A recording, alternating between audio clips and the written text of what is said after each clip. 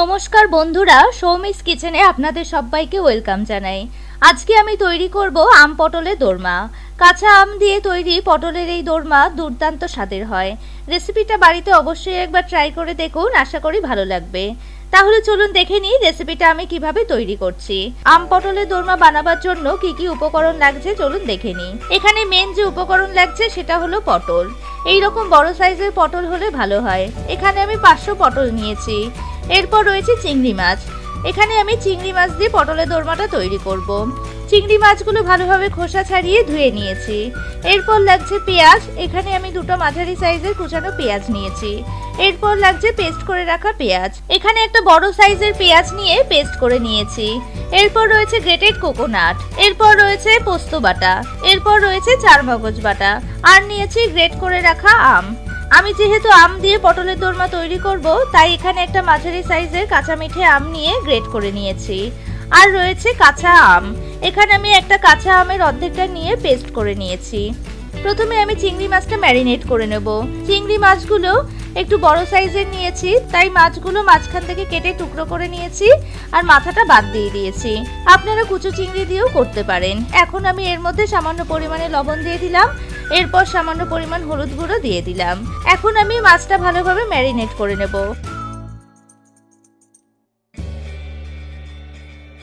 মাছটা ম্যারিনেট করে নিয়েছি। এবার পটলের খোসাটা ছাড়িয়ে নেব। প্রথমে আমি একটা পটল নিয়ে দুই সাইড ছুরি দিয়ে এইভাবে কেটে নিলাম। এবার খোসাটা ছুরি দিয়ে ভালোভাবে আঁচড়ে ছাড়িয়ে নিলাম।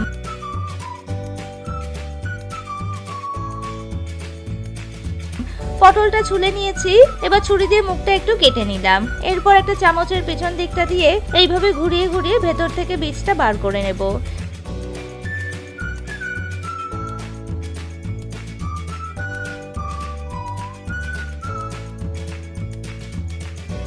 দেখুন এইভাবে একটা পটলের বীজ বার করে নিয়েছি। আরেক সাইড কিন্তু আটকানো রয়েছে। এখন আরো একটা পটল নিয়ে একইভাবে খোসাটা ছাড়িয়ে নেব। প্রথমে দুই সাইড কেটে নিলাম। এবার খোসাটা ছুরি দিয়ে ভালোভাবে আঁচড়ে ছাড়িয়ে নিলাম। এবার ছুরি দিয়ে মুখটা একটু কেটে নিলাম। একটা স্পুনের পিছন দিকটা দিয়ে পাল্পটা বার করে নেব। আরো একটা পটল এইভাবে খোসাটা ছাড়িয়ে নিলাম। এইভাবে বাকি পটলগুলো খোসা ছাড়িয়ে নেব। পটলগুলো সব এইভাবে খোসা ছাড়িয়ে আমি বীজগুলো বার করে নিয়েছি। এখন আমি বীজ ও পাল্পটা একসাথে একটা মিক্সিতে দিয়ে একটা পেস্ট তৈরি করে নেব। এখানে একটা মিক্সিং বোল নিয়েছি। এর মধ্যে বীজ ও পাল্পটা দিয়ে দিলাম। এখন আমি এর মধ্যে গ্রেট করে রাখা নারকেলটা দিয়ে দিলাম। এখানে আমি 4 টিস্পুন কোরানো নারকেল দিলাম। নারকেলটা এর সাথে পেস্ট করে নিলে টেস্টটা ভালো হয়। এবার এর মধ্যে 4টে কাঁচা লঙ্কা দিয়ে দিলাম। ঝালটা আপনারা স্বাদ অনুযায়ী দেবেন। এবার ঢাকনি দিয়ে একটা পেস্ট তৈরি করে নেব। পেস্টটা তৈরি হয়ে গেছে। এইরকম একটা মিহি পেস্ট তৈরি করে নিয়েছি। এখন আমি পটলটা ভেজে নেব।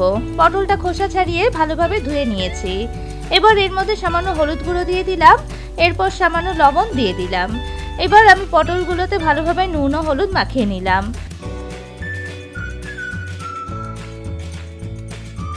পটলগুলোতে ভালোভাবে নুন হলুদ মাখিয়ে নিয়েছি। এবার ভেজে নেব। এখন একটা কড়াইতে বেশ কিছুটা রিফাইন তেল দিয়ে দিলাম। তেলটা প্রথমে গরম করে নেব। তেলটা গরম হয়ে গেছে। এবার এর মধ্যে নুন হলুদ মাখিয়ে রাখা পটলগুলো দিয়ে দিলাম। এখন পটলগুলো উল্টে পাল্টে মিনিট 2 সময় ধরে ভেজে নেব। পটলগুলো ভালোভাবে ভাজা হয়ে গেছে। এখন আমি পটলগুলো উঠিয়ে নিলাম। এখন এই তেলের মধ্যে চিংড়ি মাছগুলো দিয়ে ভেজে নেব। মাছগুলো একটু নাড়াচাড়া করে ভেজে নিলাম। এখন মাছগুলো একটা প্লেটে উঠিয়ে নিলাম। এবার এর মধ্যে আরো 2 টিস্পুন রিফাইন তেল দিয়ে দিলাম। এবার এর মধ্যে কুচানো পেঁয়াজটা দিয়ে দিলাম। এখন পেঁয়াজটা নাড়াচাড়া করে একটু লালচে করে ভেজে নেব। পেঁয়াজটা ভাজা হয়ে গেছে। এখন এর মধ্যে পেস্ট করে রাখা পটলের বীজটা দিয়ে দিলাম। এবার পেস্টটা ভালোভাবে নাড়াচাড়া করে পেঁয়াজের সাথে মিশিয়ে নেব। ভালোভাবে মিশিয়ে নেওয়ার পর এর মধ্যে 1 টিস্পুন সর্ষে বাটা দিয়ে দিলাম। এখানে আমি কালো ও সাদা সর্ষে একটু হলুদ গুঁড়ো দিয়ে পেস্ট করে নিয়েছি। এখন সর্ষে বাটাটা ভালোভাবে পুরের সাথে মিশিয়ে নেব। এবার এর মধ্যে 1 টিস্পুন লবণ দিয়ে দিলাম। এরপর 1 টিস্পুন হলুদ গুঁড়ো দিয়ে দিলাম। আর 1 টিস্পুন চিনি এর মধ্যে দিয়ে দিলাম। এবার মশলাটা ভালোভাবে মিশিয়ে নিলাম। এরপর এর মধ্যে ভেজে রাখা চিংড়ি মাছগুলো দিয়ে দিলাম। এরপর 1 টিস্পুন কাঁচা সর্ষের তেল দিয়ে দিলাম। যেহেতু আমি সর্ষে বাটা দিয়েছি, তাই এখানে কাঁচা সর্ষের তেল ব্যবহার করলে টেস্টটা ভালো হবে। এবার ভালোভাবে আরো একবার মিশিয়ে নিলাম। মশলাটা ভালোভাবে কষিয়ে নিয়েছি। পুরটা হয়ে এসছে। এখন নামানোর আগে এর মধ্যে গ্রেট করে রাখা কাঁচা মিঠে আমটা দিয়ে দিলাম। এবার আমি ভালোভাবে মিশিয়ে নেব। কাঁচা মিঠে আমের খুব সুন্দর একটা ফ্লেভার আছে, তাই পুর তৈরি করার সময় এই আম ব্যবহার করলে এর টেস্ট ও ফ্লেভার দুটোই ভালো হবে। আমটা ভালোভাবে মিশিয়ে মিনিট 2 সময় ধরে নাড়াচাড়া করে নেব।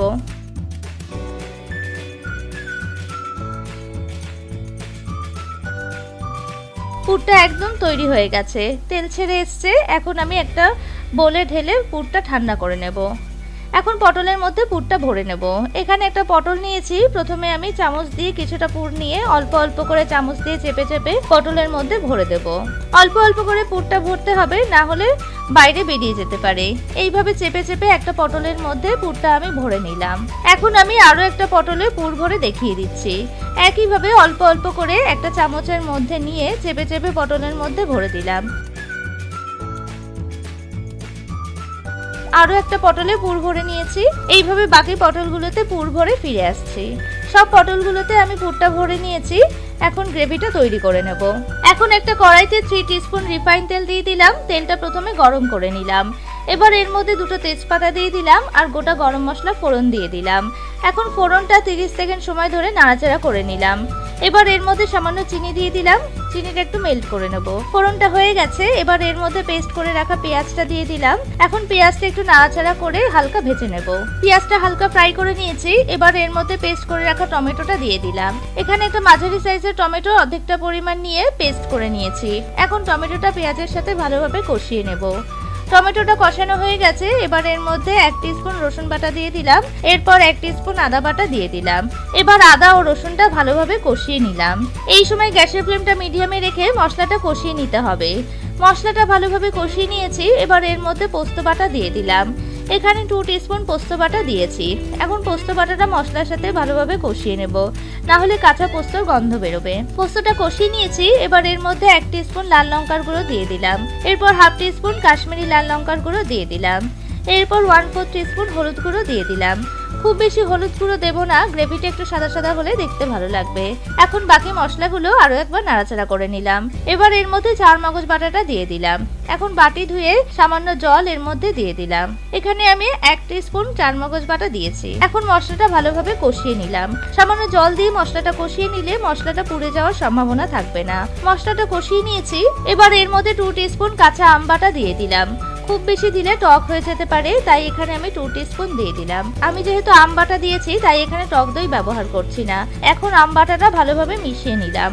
এবার এর মধ্যে 1 টিস্পুন লবণ দিয়ে দিলাম আর 1 টিস্পুন চিনি এর মধ্যে দিয়ে দিলাম। যেহেতু কাঁচা আম দিয়েছি তাই চিনি দিলে ব্যালেন্সটা হবে। এখন আরো একবার ভালোভাবে মিশিয়ে নিলাম। গ্রেভিটা ভালোভাবে কষানো হয়ে গেছে। এবার এর মধ্যে কিছুটা পরিমাণ জল দিয়ে দিলাম। আপনারা যেরকম গ্রেভি পছন্দ করবেন সেই অনুপাতে জলটা দেবেন। এখন জলটা ভালোভাবে মিশিয়ে নিলাম। এবার ঝোলটা ফুটে উঠলে পটলগুলো এর মধ্যে দিয়ে দেবো। গ্রেভিটা ফুটে উঠেছে। এখন আমি এর মধ্যে পুর ভরা পটলগুলো দিয়ে দিলাম। এখন গ্যাসের ফ্লেমটা মিডিয়ামে রেখে একটা ঢাকনি দিয়ে ঢেকে 5 মিনিট সময় ধরে রান্নাটা করে নেব। 5 মিনিট পর ঢাকনিটা খুলে নিলাম। রান্নাটা একদম তৈরি হয়ে গেছে। এখন আমি এর মধ্যে 1 টিস্পুন ঘি দিয়ে দিলাম। এরপর 1/2 টিস্পুন গরম মশলার গুঁড়ো দিয়ে দিলাম। এবার একটু নাড়াচাড়া করে নিয়ে ঢাকা দিয়ে স্ট্যান্ডিং টাইমে রেখে পরিবেশন করব। তৈরি হয়ে গেল আমার আজকের আম পটলে দোরমা। গরম গরম ভাতের সাথে এই রেসিপিটা জাস্ট অসাধারণ লাগে। এছাড়া রুটি পরোটার সাথেও খেতে ভীষণ ভালো লাগে। পোলাওয়ের সাথেও এটা ভালো লাগবে। রেসিপিটা কেমন লাগলো আমাকে কমেন্টস করে অবশ্যই জানাবেন। ভিডিওটা ভালো লাগলে একটা লাইক করবেন আর বন্ধুদের সাথে শেয়ার করবেন। আর আমার চ্যানেলে নতুন বন্ধু হয়ে থাকলে চ্যানেলটিকে প্লিজ সাবস্ক্রাইব করে নেবেন আর পাশে থাকা বেল আইকনটা অবশ্যই প্রেস করে নেবেন, যাতে আমি চ্যানেলে নতুন ভিডিও আপলোড করার সাথে সাথে নোটিফিকেশন সবার আগে আপনাদের কাছে পৌঁছে যায়। আজ এই পর্যন্তই। পরে হাজির হয়ে যাব নতুন আরো একটা রেসিপির সাথে। ভালো থাকবেন, সুস্থ থাকবেন। ধন্যবাদ।